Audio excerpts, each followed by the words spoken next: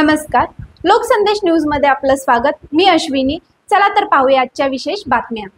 खासदार मेधा कुलकर्णी यांची महापालिका आयुक्तांशी नागरी प्रश्नांवर चर्चा। पुण्यातील वाढत्या नागरी समस्यांवर राज्यसभा खासदार प्राध्यापक डॉ. मेधाताई कुलकर्णी यांनी आज पुणे महानगरपालिका आयुक्त नवल किशोर राम यांची भेट घेऊन चर्चा केली।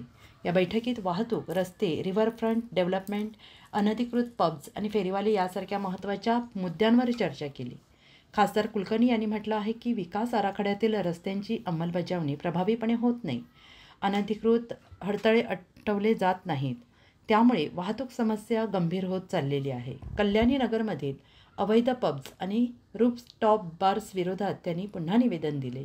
यापूर्वी या मुद्द्यावर पोलीस आणि मद्य विभागासोबत बैठक झालेली असून काही ठिकाणी कारवाई होणं आवश्यक आहे।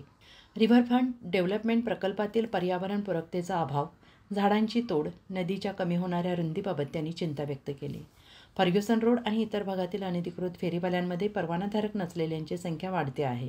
यामध्ये बांगलादेशी घुसखोरीची शक्यता आहे असं त्यांनी म्हटलं आहे।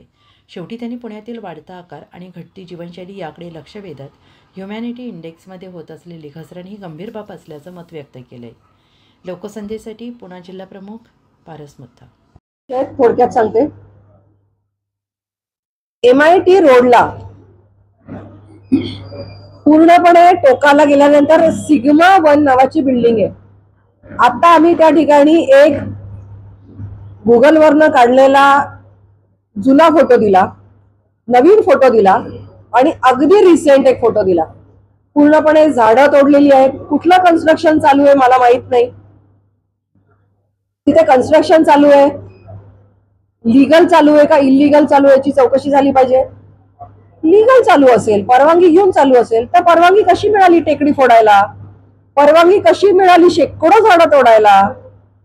पूर्ण तिथे झाडं उद्ध्वस्त केलेली आहेत, टेकडीला पूर्ण चॅम्पर मारून सपाटीकरण केलेलं आहे आणि दोन्ही फोटोमध्ये चित्र स्पष्ट दिसत आहेत की या ठिकाणी निसर्गाची हानी करून आणि हिलटॉप हिलस्लोपचा जो झोन म्हणतो आपण तिथली पूर्णपणे ग्रीनरी नष्ट करून पूर्ण सपाटीकरण करून तिथे JCB आणि डंपर उभे आहेत याचे फोटो आम्ही त्यांना दाखवले। त्यामुळे तिथे माहिती घ्यावी।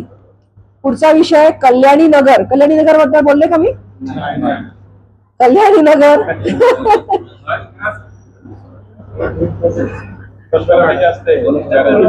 कल्याणी नगर मध्ये 51 रहिवासी संस्थांनी एकत्र येऊन पत्रव्यवहार केला मागच्या प्रशासना अधिकाऱ्यांना आणि तेव्हापासून आम्ही सतत फॉलोअप मध्ये आहोत।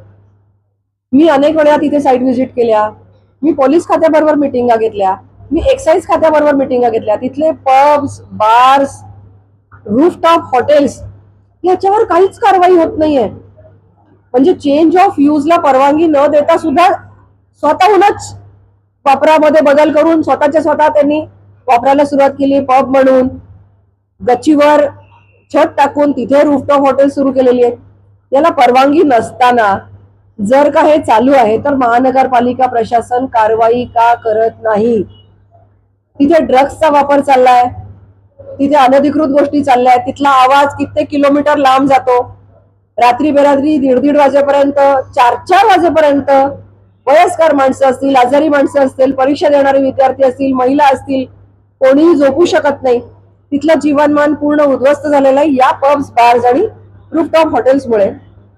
अशा वेळेला पोलीस त्यांचा कारवाई करण्यासाठी तर आम्ही मागे लागलोच आहोत, पण आज इथे प्रामुख्याने मीटिंग जी महानगरपालिकेत झाली, महानगरपालिकेच्या आयुक्तांना आम्ही विचारणा केलेली आहे की अशा प्रकारे महानगरपालिका याच्याकडे डोळेझाक का करीत आहे, हा आमचा सवाल आहे। असे अनेक विषय चर्चिले गेले। अशाच विशेष घडामोडींसाठी आमच्या YouTube चॅनलला सबस्क्राईब करा, फेसबुकला लाईक करा आणि इन्स्टाला फॉलो करा।